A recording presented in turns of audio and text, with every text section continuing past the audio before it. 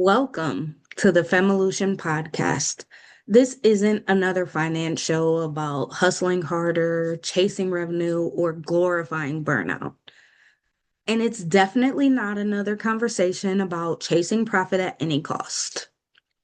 This is where we dismantle the systems that told you you had to make more money before you were allowed to protect it. Because at Fem Solutions, we believe in something radically different. Protection comes first, and profit naturally follows. Because real financial power isn't about being rich, it's about being resourced. And on this podcast, we're redefining what financial freedom actually means. And it is not a destination reserved for the wealthy, but it's a daily practice available at any income level when you understand how to manage, protect, and optimize what you already have. We talk about building financial ecosystems, not just profitable businesses, about securing your infrastructure before you scale your income, and creating systems that protect your cash flow, your peace, and your future. You'll hear conversations rooted in FEM's core philosophy: protection first, not profit first, and strong money that supports a soft life, and freedom that's measured by resources, not status. And last but definitely not least, impact that extends beyond your bank account. Because FEM is not here to follow the industry standards. We're here to set a new one. Because we don't just serve clients, we empower change makers. And this podcast is part of that movement. It's part of our empowering process. So if you know your brilliance deserves better support, if you're done building income without infrastructure, and you're ready to stop leaking money, energy, and peace, then you're in the right place. This is the FEMolution Podcast, where we teach you how to do money the Fem way. Most people know when their finances feel unstable. They feel it in their body. They feel it in the way they tense up whenever a bill notification comes through, in the way they check their bank account before they check their email, in a way they're bracing for the next thing to go wrong. But what most people don't know is why it feels unstable. And that's where things get stuck. Because there are two very different kinds of financial instability. And most people spend years, sometimes even decades, trying to fix the wrong one. So the first kind is the one that everyone talks about, right? And that's cash flow instability. This is the obvious one, right? Money comes in inconsistently, your income's unpredictable, the timing is off, your revenue is like seasonal and delayed and even uneven, right? You might have a good month followed by a bad month, a big payment that comes late, a week where everything hits at once, and another where nothing moves. That kind of instability is visible, right? You can point to it. You can say, if I just had more consistent income, or if this client just paid me on time, or if I could just smooth this week out, everything would be good. And sometimes, yes, cash flow timing matters, okay? But here's the part that no one prepares you for, okay? Even when your cash flow improves,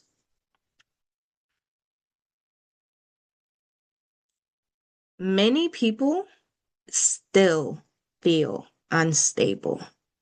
They're still stressed. They're still reactive. They're still exhausted. They're still activated. And they don't understand why. And that's because there's a second kind of instability that is almost never even talked about. It doesn't even really get named, right? And that is system instability. So, system instability is what happens when money arrives, but it doesn't have rules. It doesn't have containment. It doesn't have priority. It doesn't even have sequencing. Okay. Every dollar has to be renegotiated as it arrives. This is the instability that people live inside of, right? Even when their income is technically fine, right? It's good. They're not broke. And here's what it looks like. It looks like money constantly being moved between accounts, right? It looks like paying one thing late so you can cover another thing now. It looks like overdrafts, refunds, catch ups, and the whole famous I'll fix it later next week, something, right? It looks like staring at your accounts and thinking, I have money. So why does this still feel like a mess?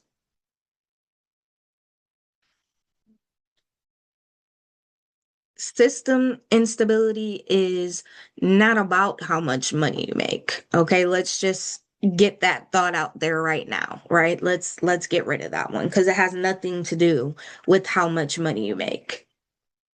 And it has everything to do with how your money behaves once it arrives. And without a system, money does not behave calmly. It behaves emotionally.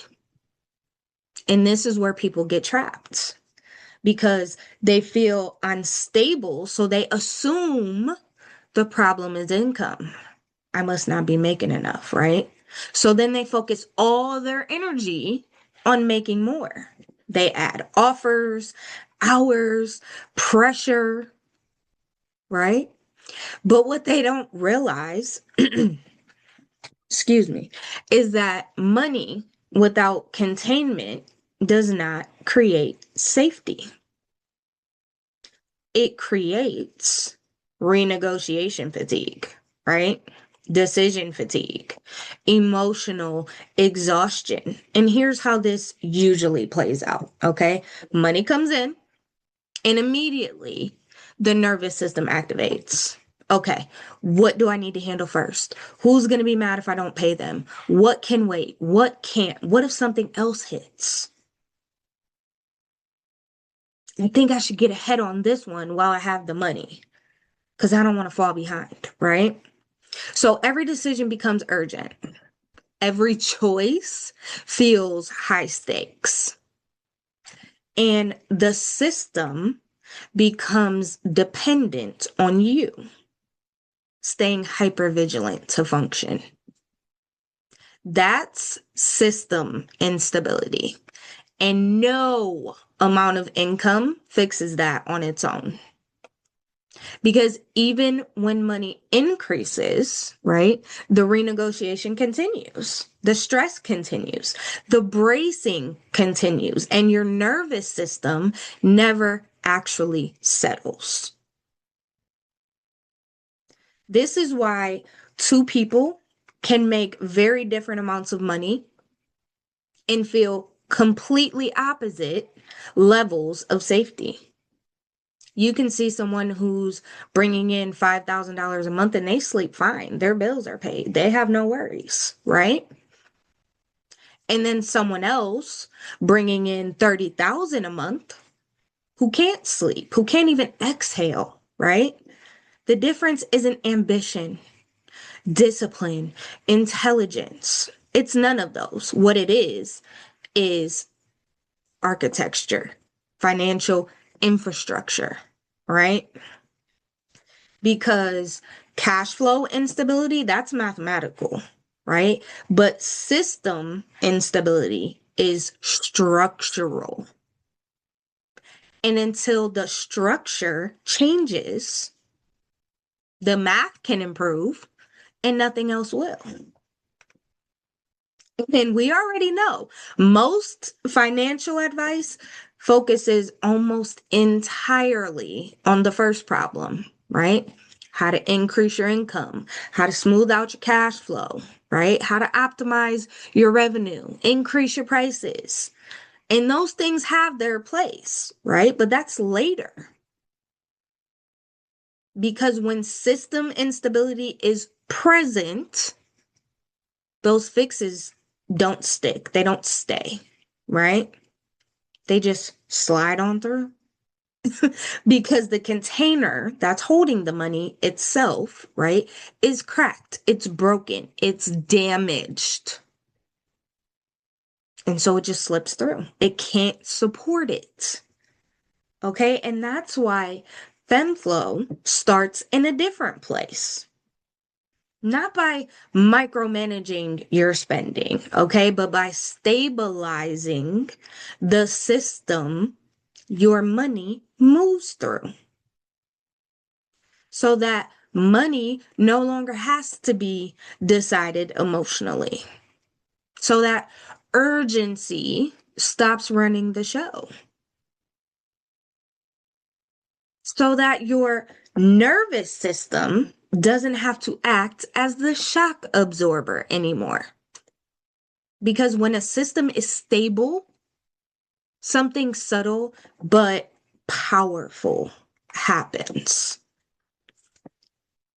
Bills don't feel like emergencies, right? Late payments feel inconvenient but not catastrophic. Disruptions don't send you down a spiral into panic, right? Because the system itself is designed to absorb the impact, not your nervous system, right? That's the difference between saying, this is annoying and this is the end. I'm done. I cannot take anymore. And this is the part that I really want you to hear. So lean in, okay?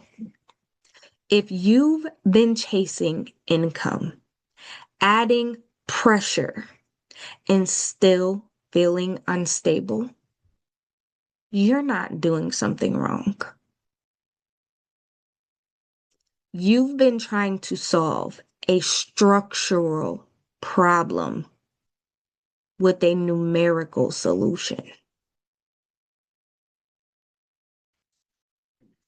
And numbers can't fix architecture, right? They can't fix the structure itself. System instability keeps people stuck in constant reaction mode. It keeps money emotional. It keeps decisions rushed. And it keeps people blaming themselves for something that was never about effort in the first place. Once system instability is addressed, cash flow instability becomes manageable. Not because money magically becomes predictable, right? But because unpredictability no longer feels threatening. Because now cash flow variability is a timing issue inside of a protected structure. And it's no longer a threat to your survival long term. The system can bend without breaking. And that's when real stability becomes possible. Now, if this episode helped you see why just making more money never actually made you feel safer, then I want you guys to stay with me. I want you to subscribe, turn on notifications, right? Because we talk about urgency a lot on this podcast. We talk about how it affects your decisions, right? When that pressure is present and that fight or flight kicks in, okay? So next week, this is what we're going to talk about. We're going to talk about urgency and why it's not neutral, right? And how pressure quietly hijacks your financial decisions without you even realizing it until it's too late, right? Because there's so much to this system problem that doesn't get addressed. So we're going to address it on this podcast. So when I start talking to you about something, even if I don't fully expand on it in a particular episode, just know that's probably because there's a dedicated episode to it. And if there's a dedicated episode, I might give you, tidbits here and there, right? But then we're really going to sit down and talk about it. We're going to have a deeper conversation because I'm not going to allow you to continue to be misinformed, to continue to keep blaming yourself, thinking you're the problem when you're not. It's the system you're in. Right? We already talked about this. There's two types of systems. One depends on urgency. The other doesn't. One needs you to be activated, needs you to be on high alert and vigilant, right? The other one doesn't. So we're going to talk about it. But next week we're going to focus on urgency, okay? Because it's definitely not neutral. And I know you can feel that. Like when things are urgent, you're not in a neutral mindset. You don't feel calm. So next week we're going to talk about it. So I'll see you then. All right. Bye.